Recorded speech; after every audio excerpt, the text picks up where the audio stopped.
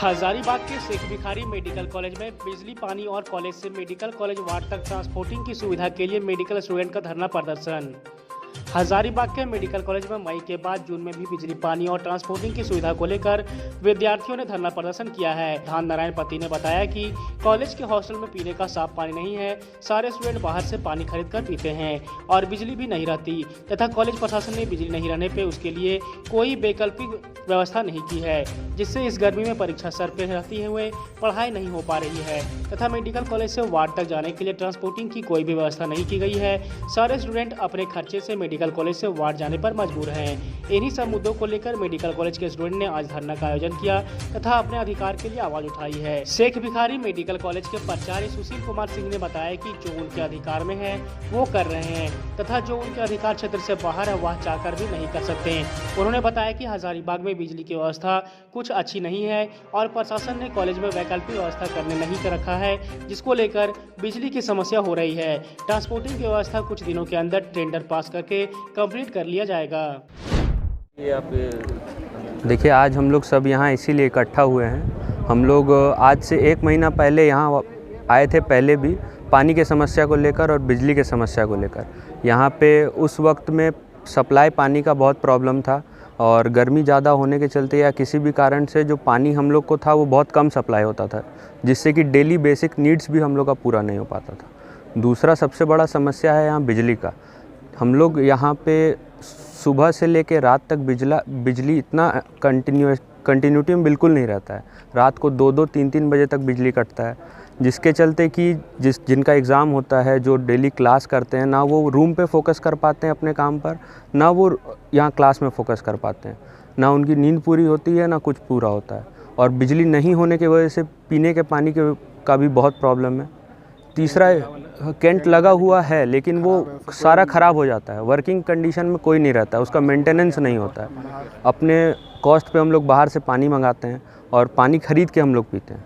तो उसका सोल्यूशन हम लोग कर लिए हैं कि बाहर से पानी ख़रीद सकते हैं, लेकिन बिजली हम लोग कहीं से कुछ उपाय नहीं कर सकते हैं उसका। बिजली की कोई वैकल्पिक व्यवस्था, ऐसा कोई दूसरा व्यवस्था, दूसरा बैकअप का कोई व्यवस्था नहीं किया गया है।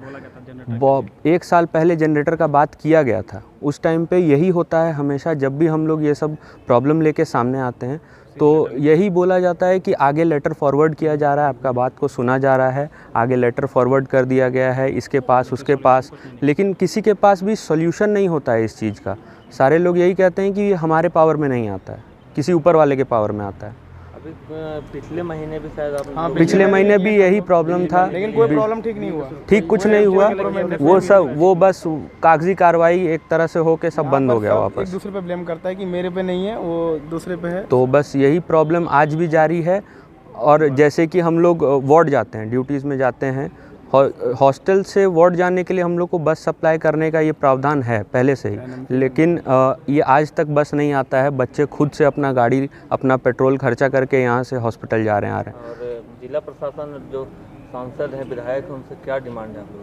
डिमांड यही है, जो भी हम लोग की कमी है, जैसे पानी है, लाइट है, ये हम लोग का ट्रांसपोर्ट के लिए बस है, ये सब हम लोग को प्रोवाइड किया जाए। अपना परिचय दीजिए। मेरा नाम है सिद्धांत नारायण पति। हम शेख भिखारी मेडिकल कॉलेज के 3rd ईयर के स्टूडेंट हैं। कॉलेज प्रबंधक।